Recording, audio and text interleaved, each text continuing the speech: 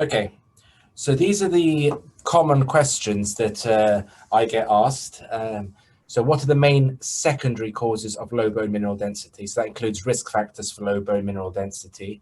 Uh, how do I interpret a DEXA scan? So I want to go through the basics of how to actually look at the full report. How do I decide if a patient needs treatment? How bad are steroids for the bones? Answer is very bad. What should I do if the patient is concerned that they're taking too much calcium? You may get some well-read patients worried about their calcium in relation to their coronary heart disease. What should I do if the patient does not tolerate alendronate? So if they don't tolerate an oral bisphosphonate, what do we do next? What do I do after 5 years of a bisphosphonate? What do I do after 10 years of a bisphosphonate? Then talking about the underlying risk factors that gain a lot of interest, especially in the Daily Mail, such as atypical femoral fractures and osteonecrosis of the jaw that often scare patients off these excellent drugs that we have. So for example, a bisphosphonate will reduce the risks of future vertebral fracture by up to 45%, alendronate by up to 70%. Okay, so these are very powerful, potent drugs with small risks, which I'll come on to in a future session. What do I advise if the patient needs dental work and is on a bisphosphonate or denosumab? Is stopping denosumab okay? Answer, I hope most of you know, is no.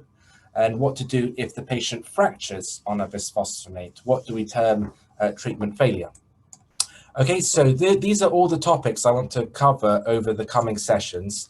Now, the density. So here is an interactive case on Mentimeter. So a 41-year-old woman is referred to your endocrine clinic.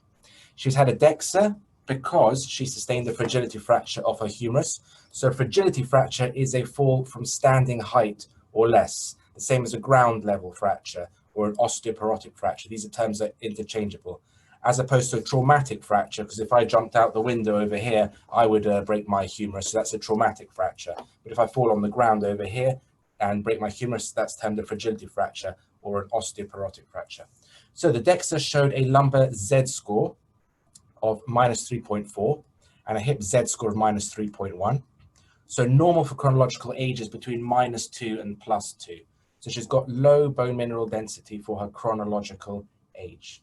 Okay, so here are the options. So firstly, late menarche is correct. So anything that limits your duration of estrogen exposure in comparison to the normal population, as it were, will cause a increased risk of low bone mineral density. Okay, so a late menarche. So typically the menarche is maybe between 12 and 14.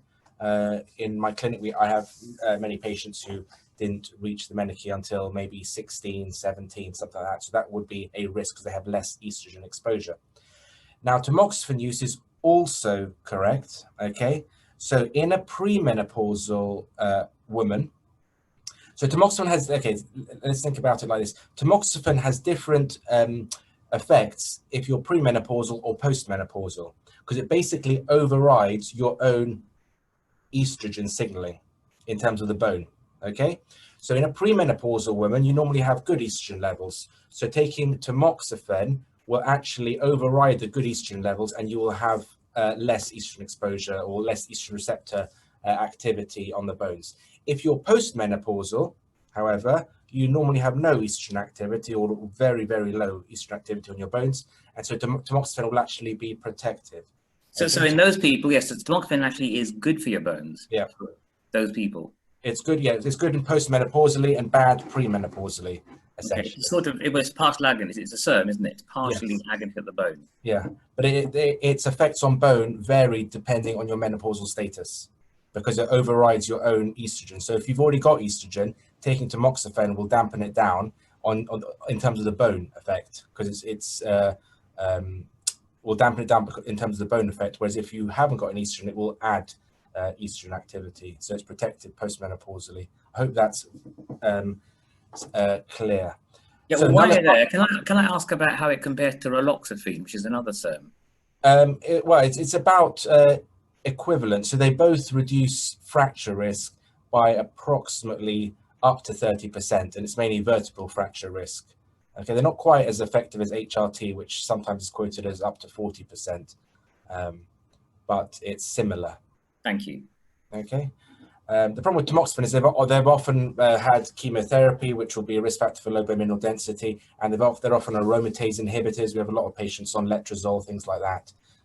So there may be all sorts of other things involved with tamoxifen, whereas with a raloxifene is actually protective against breast cancer, so it can reduce your breast cancer risk quite significantly.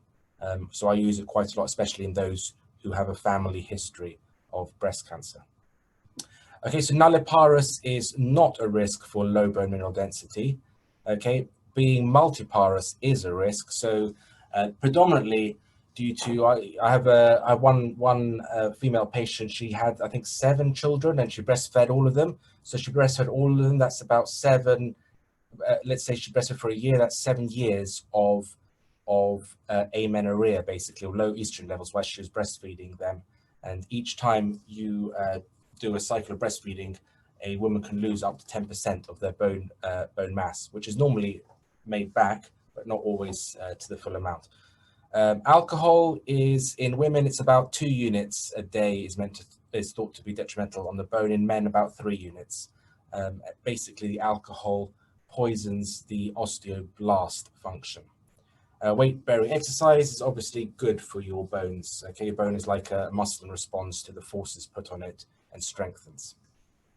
Okay, Karina, should we go back to the slides? Yeah, okay, it's handing over. Okay. Okay.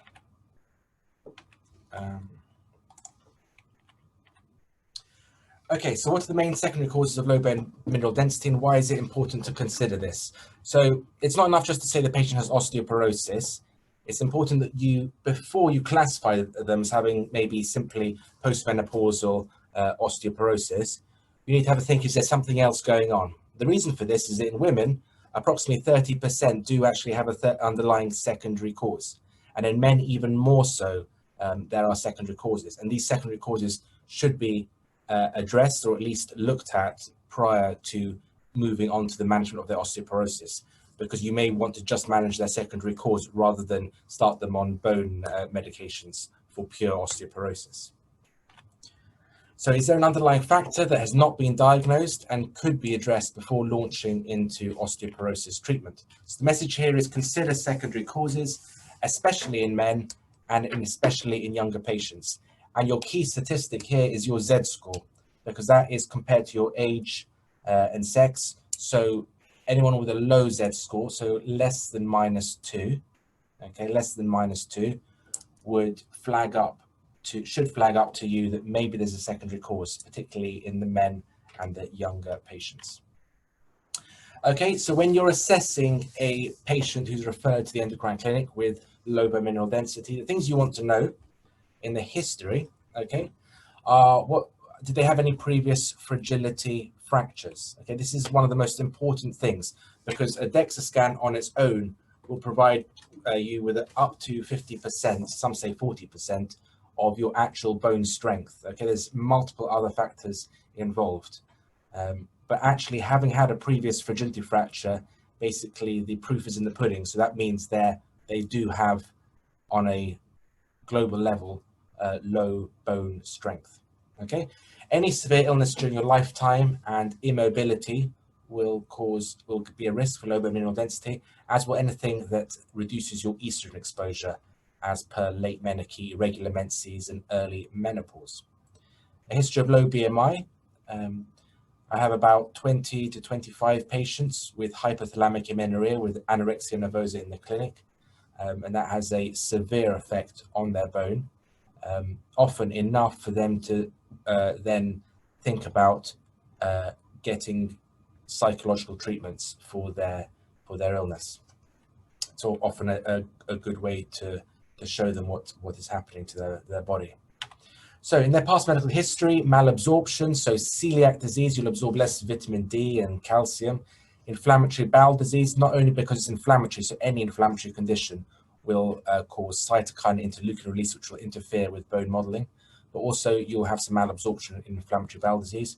Bariatric surgery, so they're notoriously difficult to keep their vitamin D levels post-bariatric surgery, as well as their calcium levels. Sometimes they need to have intramuscular vitamin D, because vitamin D is a fat-soluble vitamin, and often it needs good mixing with pancreatic enzymes and bile salts, and transit times are reduced post-bariatric surgery, so they often don't get good vitamin D levels. So a couple of questions on the chat. Okay. Can you see them? Is PCOS a risk factor for osteoporosis with irregular menses? There are studies that show that it is, yes, because it's never quite the same as normal cycling estrogen levels. Although they do have, frequently decent estrogen levels, they don't reach the same peaks that a normal cycling woman does. And what about the testosterone? Does that not protect them? Testosterone in what? In PCOS? Yes. I don't think it's enough to protect them. Okay. But the key with testosterone is it's mainly through estrogen. In men, for example, the testosterone beneficial effects on bone are mainly through its aromatization to estrogen. And most people wouldn't treat a low testosterone unless it's lower than 6.9, based on an old JCI study in men, purely for bone protection, because especially if they haven't got symptoms. But that's a whole different topic. Okay, so diabetes are other endocrine disorders. So hypothyroidism causes fast bone metabolism, so you're more prone to lose it. Hyperparathyroidism, as we discussed last week, will degrade especially your cortical bone. That's why we look in the forearm. Okay, growth hormone deficiency, Cushing's. So your growth hormone is anabolic on bone. Cushing's, and is because of the steroids, and hypogonadism because of the reduced sex steroids, mainly the estrogen in both men and females. So other causes, multiple sclerosis. I have a few multiple sclerosis patients who've been given big whacks of methylpred, and they're in wheelchairs. Myeloma, I picked up one myeloma patient who got referred with osteoporosis. MGUS, there are quite a few MGUS patients. Mastocytosis, we have about 11 mastocytosis patients. So this is almost like a infiltrative disease. It can be systemic, is most frequent systemic, and they get these sort of red itchy blotches on their skin that become even redder when scratched. And they also have a similar thing going on in their bones. Sarcoidosis, collagen disorders, osteogenesis imperfecta. We've got some hypercalciuria patients. So these are patients who excrete excess amounts of calcium, and so they're basically shedding their bones if you don't keep up with them. You can treat them, however, with a thiazide, which will, as you remember, retain your calcium. And we've got a couple of patients with hypophosphatasia. That's a rare defect in ALP, in the ALP gene. Okay, then looking at the drug history, next thing to think about. So steroids, obviously, the aromatase inhibitors, the progesterone, so especially depoprogesterone, has a detrimental effect on the bone through suppression of the reproductive axis. GnRH agonists in their use as agents for medical castration. Heparin, anticonvulsants, antiretrovirals, in particular tenofovir, calcineurin inhibitors such as tacrolimus, PPIs. Okay, so you need an acidic environment to absorb calcium carbonate, which is the main form of calcium in things like Adcal and Accrete D3. So PPIs will reduce that absorption. So actually their net calcium intake is reduced. You can switch into calcium citrate, but there's no NHS or BNF version of calcium citrate, because that doesn't require an acidic environment. I sometimes tell patients who are on high dose PPIs to buy the Solgar calcium citrate, which is available in the high street. High dose statins as well, through interfering with cholesterol, which is obviously the main initial molecule for hormonal synthesis, is thought in some, there's a recent paper that maybe high dose statins may be detrimental to bone, and low dose statins may be positive on bone. Anyway, we'll see. There's a question about diabetes and its mechanisms. Okay, yep. So diabetes, it varies, okay? So in type 1 has a much worse a detrimental effect on bone, because you are insulinopenic. You have no insulin. And insulin is osteoanabolic. Okay, in type 2, they do have some insulin. Okay, often quite high amounts. They're very insulin resistant, and so that can protect their bones to a degree. But overall, they have a vastly increased risk, especially the type 1s, of fragility fractures. And this is sometimes thought, I mean, I don't know if many of you have seen or noticed that basically the diabetics don't have dreadful T-scores or Z-scores on their DEXA scan to explain sometimes their fracture in comparison to a normal person. But actually, this comes back to the point that the DEXA scan is just giving you a bone mineral density. It's not giving you the other information that is disrupted in diabetes, such as the microstructure and also the molecular properties of that tissue, which are disrupted by the hypoglycemia. So they can therefore fracture it at T-scores that you wouldn't expect people to fracture at, but that's just because the microstructure and tissue properties are disturbed, and those contribute to the strength as well, but are not measured by DEXA. I hope that's fairly clear. Okay, so dietary calcium. So there's a good, if you just sort of Google online, there's University of Edinburgh have a good dietary calcium calculator. I think most of us don't get enough calcium in our diet. When I last did it, I got 642 milligrams a day, and I should be getting about 1,000 milligrams a day. So essentially, you need to have about 3 dairy portions a day. Okay, so this needs to be at least 3.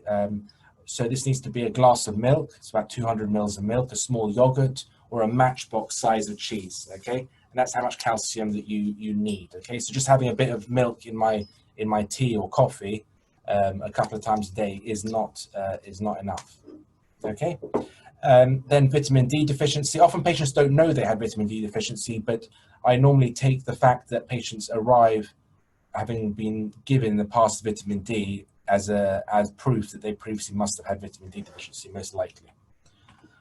Okay, family histories is very important, especially a parental history of hip fracture is probably the most important genetic point in the history to identify a risk for fractures. And then social history, so smoking, there's cadmium in smoking, and that has detrimental effects on the bone. And then for alcohol, it's 2 or more units for women and 3 or more units for men. So we have a few patients who are or used to be excess alcohol drinkers, and I've got one chap, and he's fractured about 5 or 6 of his vertebra purely through alcohol. He has no other risk factors. Okay, then a history of falls is important, because if you don't fall, you don't break anything, obviously. So when I examine a patient, you want to get an idea of their BMI. This is also going to be used for their DEXA scan to input when you do your FRAX calculation. General examination of all the systems, thinking about any other pathologies. For example, are there signs of Cushing's? Vertebral examination, so I normally tap down the spine, see if I can elicit any vertebral tenderness, and if necessary, examine distal neurology if there's severe back pain in terms of cord compression, and ordering an urgent MRI.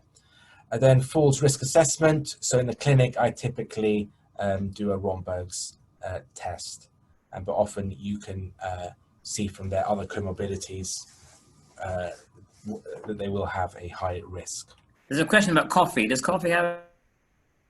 Coffee, I haven't heard about it. I hope not. I'm drinking one as we go through it. Okay, so investigations. So this is what we do in the clinic. So EGFR, obviously, PTH. I try not to, well, last time I had a meeting with some GPs, I try to stress the importance of not unnecessarily measuring PTH values. And if the latest NICE guidelines basically say don't measure it unless the calcium is above 2.5 and you suspect hyperparathyroidism, okay? Because if the calcium is above 2.5, it may actually be underlying normocalcemic hyperparathyroidism. Adjusted calcium, phosphate, vitamin D, ALP, then you've got your bone formation markers, which are ALP. At Imperial, we can get a bone isoform ALP, and there's also P1NP, a bone formation marker that we do routinely. It's quite a good one. It's a blood test, not affected that much by diurnal variation or fasting. And then you've got bone resorption markers. We use a urine NTX. Ideally, this is done on the second morning urine, but trying to get patients to do that, it can be tricky. But overall, it seems to correlate well with other markers independent of when in the day they did their urine. And serum CTX, important thing with serum CTX is it needs to be fasted. So in practice, we use the P1NP and urine NTX. Maybe if you had the choice of one marker, I would go for P1NP. Okay, because it's a blood test rather than a urine test. And then imaging, DEXA scan every 2 to 5 years, depending on the case. And then a thoracic or lumbar x-rays, lateral x-rays, especially if there's 4 centimeters height loss or more, or any significant back pain. And that's to look for any vertebral fractures. Don't forget, with vertebral fractures, up to 50% can be silent. Silent being they don't have pain, so the patients don't necessarily report it. And these are what we call morphometric vertebral fractures. So they're seen on imaging rather than clinical vertebral fractures, which present clinically with back pain. And there's a question about bone markers in patients with diabetic clinic. Should we be screening in outpatients? I would not be doing bone markers routinely in a diabetic patient to try and screen for anything, because you can't interpret a bone marker unless you get the full picture really of what all their care is. There's not a range of bone formation markers vary according to your age and according to your treatments, if you're postmenopausal, premenopausal. So it's not a way to identify osteoporosis. It's more a way to monitor treatment. Once they've been diagnosed. Once they've been diagnosed, yeah. Okay, and then so in new patients that come to the clinic, we have a system here where I screen all the new referrals, and then one of our nurses organizes a barrage of new patient blood, so they arrived at the clinic having had their new patient bloods. So FBC, ESR for inflammatory conditions, LFT, sex steroids where necessary. Prolactin. So prolactin can suppress your reproductive axis through actions on the GnRH pulsatility through kisspeptin, but also prolactin has direct detrimental effects on bone as well. Okay, then you've got thyroid function tests to check protein electrophoresis for any MGUS or myeloma, and your celiac screen. Okay, so those are the typical new patient bloods where appropriate. And then in some patients, we will consider the following additional tests, normally having spoken to them. And this will be particularly in patients where it just doesn't make sense. You know, when, for instance, you've got a young man with normal testosterone levels and all the normal bloods are coming back normal, but he's got very low bone mineral density, then you start to think it's something else going on. So there's a controversial question here about parathyroidectomy being indicated for a patient with normal calcemic hyperparathyroidism and osteoporosis. It can be. It definitely can be, and there are a lot of papers showing, about 2 or 3 papers showing beneficial effects of parathyroidectomy in patients with normal calcemic hyperparathyroidism. You need to get they're not well controlled, those studies, but yeah. You need to get the diagnosis right, though. So that's the key for some in those patients. So 24-hour urinary calcium, 24-hour urinary citrate excretion for renal tubular acidosis, as they lose bone alkaline and attempt to compensate for their chronic acidosis. You may consider an overnight DEX or 24-hour urinary course. I think I've done it twice, maybe in the last 3.5 years. And I don't think I've never picked up anyone with Cushing's yet, but sometimes it is indicated. Serum tryptase, that's for your mastocytosis. So we've got about 11 patients who've got elevated serum tryptase as a cause of as an indicator of their mastocytosis causing their low bone mineral density. And then you may consider sarcoidosis and investigate that as well in some patients. Okay. Just a second about the cortisol. You see, the problem with doing these tests is there's a false positive rate. So if you do an overnight expression test, and you said you haven't found any with Cushing's, you might get some normal people who don't quite suppress, Yeah. and then you spend a long time wasting money. So just I completely agree with you, Kareem, and I'm so loath to do it. But sometimes the guidelines, yeah. When it's not actually. I mean, there are no guidelines exactly on what the investigations are, but it's something to think about, and is a cause of unexplained low bone mineral density. So in a patient where maybe you've got some cardinal signs, maybe some proximopathy, some purple striae, then it would probably be quite sensible to do it. But maybe someone who's a bit overweight, it may not be that sensible to do it in those cases. Okay, so the message here is if secondary cause is suspected or identified, it's good to refer them to the appropriate clinic, such as gastro if they've got celiac or hematology, and consider referral to either your own endocrine clinic or to a specialist endocrine bone clinic, especially if they're young and have very low bone mineral density.